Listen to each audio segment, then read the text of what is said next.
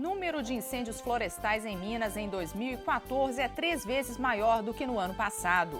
A vocação e a missão da família na igreja será o tema do Sínodo 2015. E ainda conheça o Guia Alimentar para a População Brasileira. O Horizonte Notícia começa agora.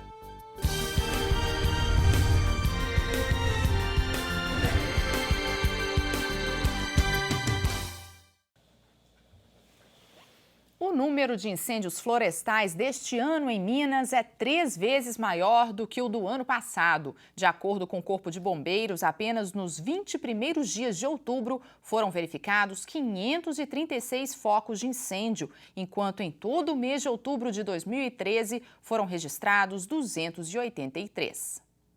Calor intenso, longos períodos sem chuva e Minas Gerais vive sua pior seca dos últimos 100 anos. Essa combinação de fatores é um prato cheio para o surgimento dos incêndios florestais. Só na região metropolitana de Belo Horizonte, 600 hectares de vegetação já foram consumidos pelo fogo, o que equivale a 600 campos de futebol. Desde junho, a rotina dos bombeiros tem sido esta: voos diários para combater as chamas. O Corpo de Bombeiros ele distribui todo o seu efetivo disponível para combate, mas vale ressaltar que o nosso terreno é muito grande, né? E os incêndios também muito grandes nesse momento. Então, não adianta a gente simplesmente colocar o efetivo. É importante o lado da prevenção para que a população nos ajude a evitar que a gente tenha incêndios tão grandes. A escassez de água agravou ainda mais a situação. Enquanto diversas cidades passam por racionamento na hora do incêndio, a água não tem como ser economizada. O Corpo de Bombeiros não tem outra ferramenta senão a água para combater os incêndios. Basicamente, a gente tem que usar a água, então não dá para economizar nesse momento, né? Até porque se a gente economiza a água, a gente tem uma outra perda, que é o patrimônio, é a vida das pessoas. Então a gente tem que preservar essas vidas, tem que preservar o meio ambiente. Para evitar novos focos de incêndios florestais e urbanos, a recomendação é uma só: prevenir todos os dias do ano. Cada cidadão no local onde mora se preocupar com o excesso de mato, porque ele pode se transformar num grande incêndio que vai destruir uma casa, veículos e eventualmente até a vida das pessoas. No mês em que é comemorado o Dia Mundial da Alimentação, o Horizonte Notícias chama a atenção para 2 regras de ouro do novo Guia Alimentar para a População Brasileira: comer mais vegetais e priorizar a culinária caseira no dia a dia. Arroz, feijão, bife e salada. Tudo preparado em casa, uma realidade cada vez mais rara no dia a dia dos brasileiros e que preocupa os nutricionistas. A população tem consumido muitos produtos industrializados, população em geral, né? Porque eles estão muito disponíveis, o preço também está muito acessível e isso tem aumentado bastante as doenças crônicas não transmissíveis. Com isso, logicamente, as pessoas vão desenvolvendo mais problemas precocemente. Na casa da Márcia, essas orientações são seguidas à risca. Aqui tudo é de preparação caseira e os alimentos industrializados são restritos para toda a família. O nosso sanduíche que a gente come é com pão integral, salada, aí a gente coloca um frango grelhado, ou um bife e fruta.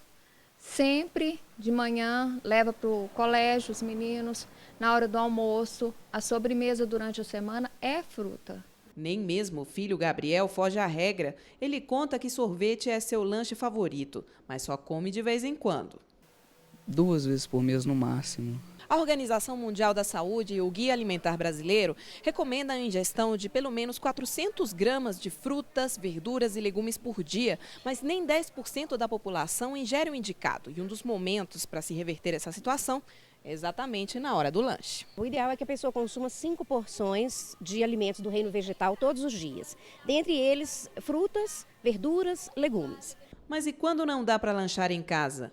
É só seguir estas orientações. Que a gente deve procurar, né, receitas antigas e colocar em prática essas receitas, ao invés de utilizar preparações prontas, que a gente já compra pronta, né? Exatamente pelo alto conteúdo de sódio, de gordura, de açúcar. E em casa a gente consegue controlar bastante isso. A Arquidiocese de Belo Horizonte recorda o 33º aniversário de falecimento de Irmã Benigna. A celebração eucarística foi realizada na paróquia Santa Teresa e Santa Terezinha, no bairro Santa Teresa. Presidida por Dom Luiz Gonzaga Féquio, a missa reuniu milhares de devotos de Irmã Benigna. A religiosa morreu em 16 de outubro de 1981 e levou uma vida que muitos descrevem como de sacrifício e de verdadeira entrega a Deus. A Irmã Benigna levou uma vida de santidade. Em vida, ela fazia milagres maravilhosos. Depois que morreu, muito mais. Maria do Carmo conviveu alguns anos com a Irmã Benigna e afirma que ela sempre foi uma grande amiga e conselheira. E ela era uma pessoa assim, encantadora, que ela tratava todo mundo bem demais. Era o pobre, o miserável, o embriagado, o drogado, era o santo, o pecador. Chegando perto dela, ela dava aquela atenção, aquele carinho, aquele amor. Então ela era amada por todos. Toda esta devoção à Irmã Benigna levou a Arquidiocese a iniciar o processo de beatificação da religiosa no Vaticano. Os documentos e relatos de graças recebidas foram enviados em 2013 e neste ano veio a confirmação. O processo foi aceito e será analisado pelos peritos do Papa. Não é para nós colocarmos a pessoa dele ou dela no lugar de Jesus, mas é justamente para nós acentuarmos a importância de Jesus na nossa vida, como foi na vida dessa pessoa. Ninguém se tornou ou se torna santo ou santa sem o seguimento a Jesus. Irmã Benigna, vítima de Jesus, nasceu em 1907 na cidade mineira de Diamantina. Tornou-se religiosa da Congregação das Irmãs Auxiliares de Nossa Senhora da Piedade. Sua vida foi marcada pela caridade. Trabalhou em hospitais, creches, asilos e colégios em diversas cidades de Minas Gerais. No dia 28, dia de São Judas Tadeu, a TV Horizonte e a Rádio América transmitem às 8 horas da noite, direto do santuário, a missa do padroeiro. Durante todo o dia serão celebradas missas de 2 em 2 horas. Confira os horários pelo site arquidiocesebh.org.br. A expectativa é de que milhares de fiéis visitem o santuário, como todos os anos. Igreja se prepara para a 14ª Assembleia do Sínodo dos Bispos, que acontecerá de 4 a 25 de outubro do ano que vem, no Vaticano. O tema do próximo sínodo, em 2015, será a vocação e a missão da família na Igreja. Ele foi decidido depois de 15 dias de intensa reflexão sobre os desafios pastorais da família. O Papa e os bispos reunidos no Vaticano entre 5 e 19 de outubro concluíram que o matrimônio e a família cristã são um grande tesouro. A mensagem sobre a família, como posta na perspectiva do Evangelho, é algo que não muda. A família como algo sagrado, a família que Jesus nos ensinou a viver, isto é perene. Agora, a grande pergunta é como ajudar as pessoas a compreender esta mensagem e diante hoje também dos desafios dessa realidade. Padre Áureo destaca também que todos os assuntos abordados no encontro serão discutidos agora entre a Igreja e a sociedade, como preparação para o próximo sínodo. Esse sínodo ele está resgatando de fato aquilo que é próprio de um sínodo. É a escuta da Igreja no exercício da comunhão, da colegialidade, na diversidade das culturas, das nações, dos desafios próprios de cada país, quando reunidos ali, sob a regência do querido Papa Francisco, está se discutindo com muita liberdade, com muita sinceridade, os desafios da família hoje. A população brasileira está envelhecendo e rápido. Com o aumento da expectativa de vida e a queda na taxa de filhos por família, segundo o IBGE, em menos de 40 anos, 30% da população será formada por idosos.